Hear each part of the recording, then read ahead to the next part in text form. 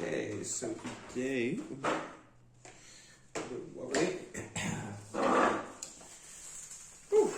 so we have the duality transformation. The intention for this reading is to bring through whatever energies, lessons, learnings, and guidance is available to Gemini in this now moment, such that it can go ahead and serve their highest good and really allow them to transform through their experience in a way that is, beneficial, I guess. I mean, there are lots of words that we could put with that, but the idea of it is anyone that resonates with becoming their best selves on a very, not just in conscious mind, but in every layer that exists. And this is where some of the things we'll go into at certain times are things like cleaning your DNA, so that the genetic memory that plays through you can be brought into the highest resonance. And that has a knock-on effect with everything, because it's how life then pops into your world, which is amazing. But yeah, guys, it's a slow unfolding, and it'll always happen in the perfect time. Okay, so let's see what the energies are. So, Gemini, at the moment you're currently, you're making a lot of steps forward. But I think one of the big things with that is that it might feel like you're not quite making as much progress or as much effect as quickly as you can. So these cards are awesome because they have a vision quest associated with the major arcana. So just because this came out first, we'll just touch on it briefly. So it's overcome fear and tame the beast within. What tendencies need taming, and how do you express yourself? So essentially, what is it that you're afraid of in your life? How is that playing out? How is it continuing to play out? And how have you maybe been resistant to that? Being an air sign, you are very likely to be very tuned into the cycles of the mind, and in a really beautiful way that you can see both sides. But sometimes that can allow you to live more in fear than in love with it. And this love that we wish to embrace and embody is one that is rooted in in self-love, because we can only know how to love another when we truly love ourselves, and that comes with swimming in deep waters. So we've got the Empress here, and it speaks on that, giving ourselves a self-love first, and the ability to know that we are capable more than of standing on our own 2 feet, and that actually when we do this, we allow ourselves the grace to really be able to stand in our integrity. And this is a space of action. This integrity isn't just one of this is how I like it. This is how I like it. This is how I do it. This is how I'm going to continue to do it. And this is why I choose to do it, from a very full space.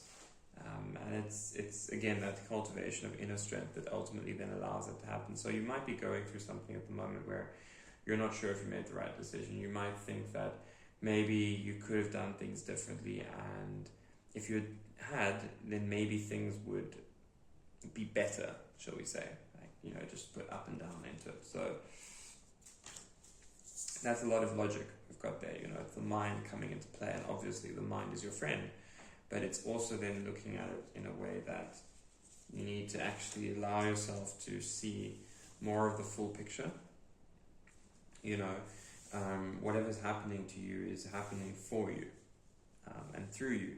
That through you being the case of this needs to occur for what it is that you actually kind of need to bring in, so to speak. Bring in as an idea of we live in, with, and through people all the time. But the freedom that we're given when we're able to know that the earth is alive as well as we are, and that together we are co-creating this world, is what then actually begins to express the fact that we have connection. And that connection is only able to be really used properly when it has inner strength. Not that inner strength where it's needing to be so rooted and regiment that you almost almost are constantly, what's the word, like moderating your thoughts, because it's, there needs to be an element of awareness within them and not being caught up through that monkey mind. But once that's done, there's the duality. What we resist persists, and what is coming up is allowing us to ultimately be able to return to our innocence. And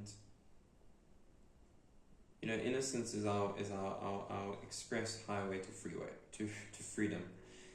Through innocence, we have the logic to see the fact that things are whole as they are, and that brings us into the space of completion. And that completion then means that we have a strong enough foundation that we can then actually build on our strength. But an innocent strength is an important one, because when we allow ourselves to be innocently strong, we are always doing our best to live in such a manner that we create greater levels of connection, and we do this connection in a way that is for others as well as ourselves. We're never wanting to be in such a space that we forget that we are connected, because that is the quickest way to actually come into a space of war. When we know that we are connected to all of those around us, and that our actions has an integral connection to everyone, then we can know that what battles are worth fighting, and in that space, how can I remain in my integrity when I fight those battles? Because I might feel like I have to, or I should, or I may have, or whatever it is that is appearing for me in a space of connectedness might actually be simply there for that moment.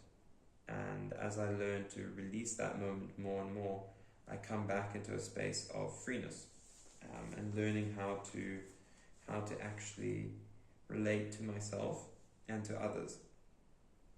Because the relation I take to others is also just a point of the relation I take to myself. I noticed that logic seems to be at the center within this, and that's good, but it's almost like with too much logic, and because that logic is built upon duality. Our logical mind is a child of duality. It's of the mind, so that is where and how it exists, which is amazing. But when we let go of that and we allow ourselves to actually flow with the waters of life, it's when we start to really connect to what's inside, in our integrity, built on that.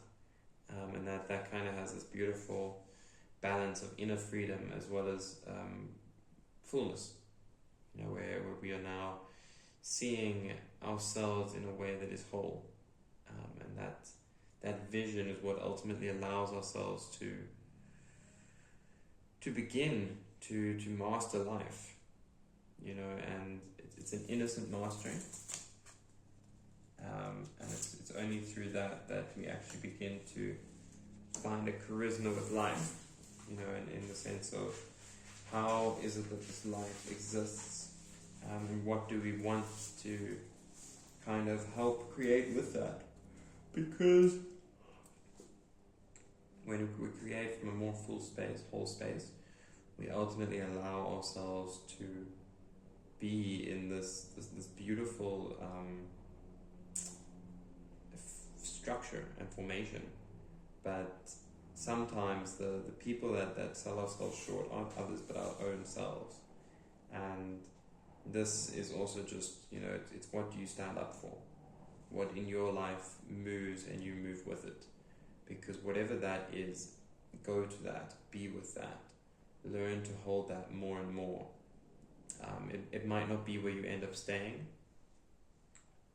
It might just be a pointer of how it is that you can be. But as soon as you release the resistance within that space, you will find that you are able to very, very quickly bring in what and who you are. And that's That's the way to really move forward, is to go straight to the source of it, to feel it, to taste it, to touch it, and then to move as rapidly and as quickly as you can. So here we go, Gemini. Trust that serves what it needs.